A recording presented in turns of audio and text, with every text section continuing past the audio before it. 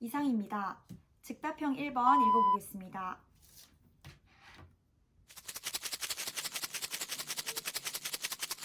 즉답형 1번 답변 드리겠습니다. 다음 제시문에서 드러나는 바람직한 삶의 태도나 자세는 현재에 안주하지 않고 삶의 더 가치로운 목표를 찾아 노력하는 자세를 말합니다. 제시문 속에 조나단의 관점에서 이를 설명하자면 조나단은 평범한 갈매기와는 다르게 더 완벽한 비행을 위해서 노력하는 자세를 보이고 있습니다.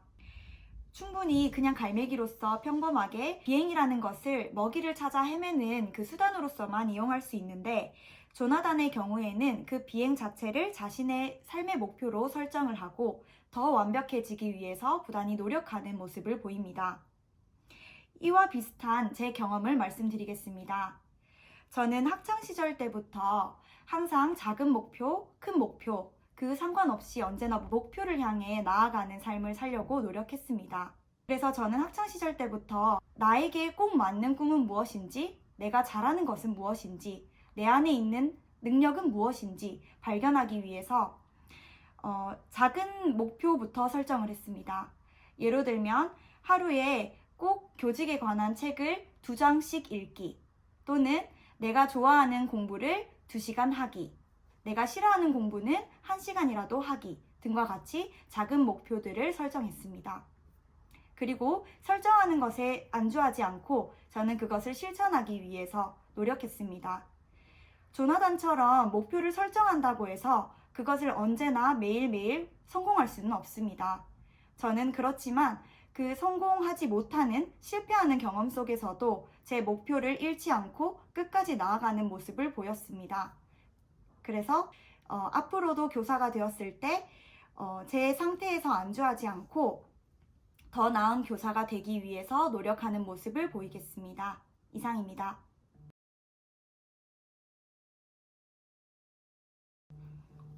즉답형 2번 읽어보겠습니다.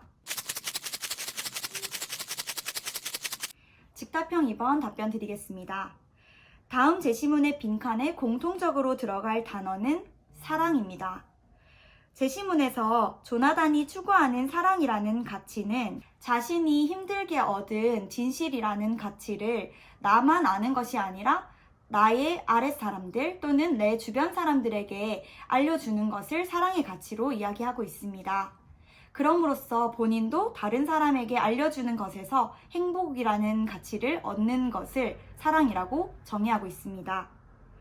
이 사랑이라는 가치를 제 교직관과 비교해서 말해보겠습니다.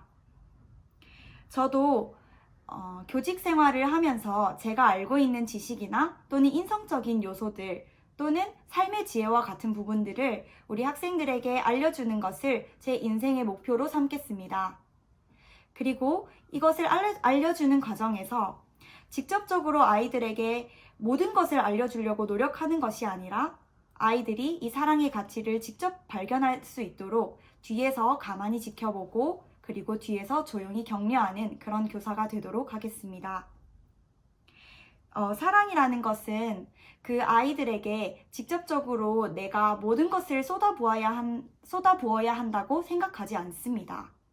저는 아이들 속에 잠재되어 있는 조그마한 씨앗을 제가 먼저 알아보고 그리고 그 아이들의 가치를 아이들 스스로가 발견하고 이를 이끌어낼 수 있도록 그 잠재성을 키워내는 그런 교사가 되도록 노력하겠습니다. 이상입니다.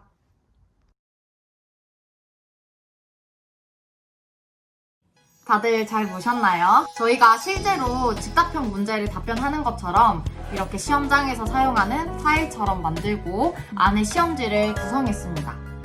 그리고 이 구성한 시험지를 답변해주신 선생님께서 처음 보고 바로 답변을 해주셨어요.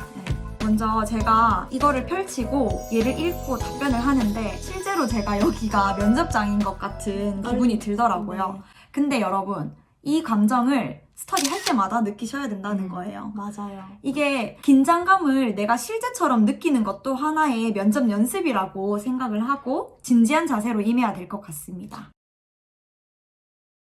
네, 꼭 문제를 먼저 풀어보거나 보면서 떠올려 보는 것을 하면 안 되고요. 정말 면접장처럼 떨리는 상황에서 또 네. 면접장에 가면 또 떨려서 말이 또 제대로 안 나와요. 네. 그것도 스터디를 하면서 계속해서 느껴보셔야 돼요.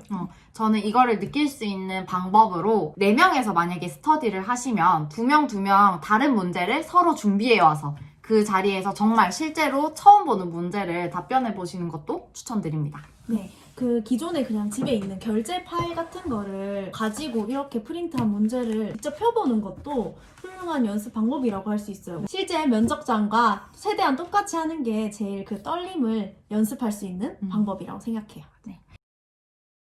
그리고 제가 답변 드린 것도 정말 보시면 알겠지만 막 횡설수설하고 똑같은 말 반복하고 그러잖아요. 이게 보고 바로 답변을 하려고 하니까 준비되지 않은 상태에서 말하면서 생각을 하다 보니까 그런 현상이 나타나는데 여러분들은 더 열심히 연습하셔가지고 저처럼 그러지 마시고 더 깔끔한 답변을 하실 수 있도록 노력하시길 바랍니다. 이제 여러분들이 제 답변이 완벽히 100% 답이라고 생각을 하지 않으셔도 될 것 같아요. 비슷한 맥락으로 했다면은 그거는 정답으로 인정되지 않을까라는 생각을 하고요.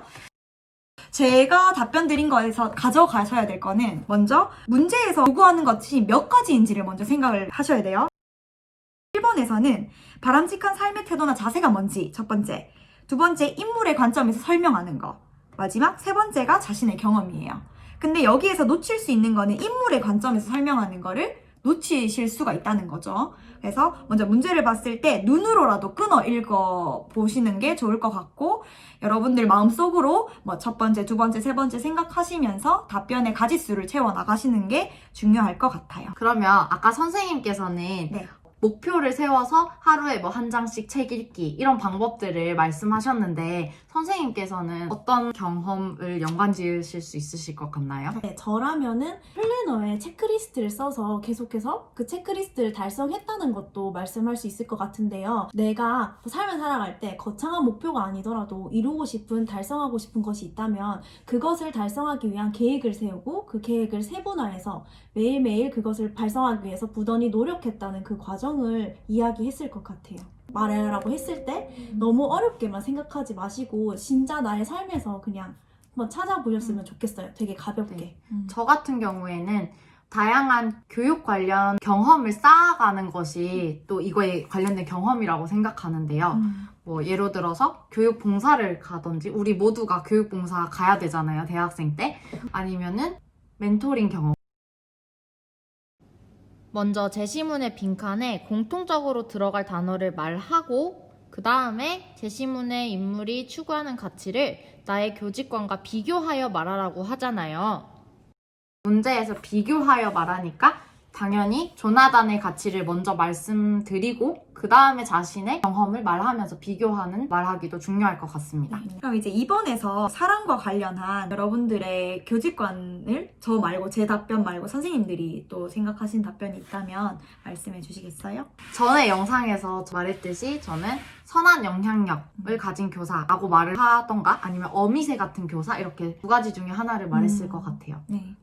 저는 학생들에게 이제 또 학급 근접 훈육법을 제가 또 요즘 공부를 하고 있는데 거기서 단호하고 친절한 교사가 나오거든요. 교사는 단호하기만 하면 안 되고 친절하기만 해서는 안 된다. 친절하고 단호한 교사상을 한번 말을 할 것 같아요. 그리고 여기서 이제 나와 제시문의 인물이 추구하는 게 제가 이 지문을 봤을 때 가장 중요한 거는 스스로 할 수 있도록 이 아이를 계속 깨우쳐야 한다는 그런 내용이 나오거든요. 저희가 이전 영상에서 말씀드렸던 줄탁동시라는 그런 사자성어를 사용해서 아이들이 스스로 할 수 있는 사람이 되게끔 성장하게 만드는 것이 저희의 목표이기 때문에 아이들에게 모든 것을 떠먹여주는 것이 아니라 아이들이 사회의 한 일원이 되어서 이 사회를 잘 살아나갈 수 있는 한 일원을 만들고자 하는 그런 저의 교직관을 한번 이야기했을 것 같아요.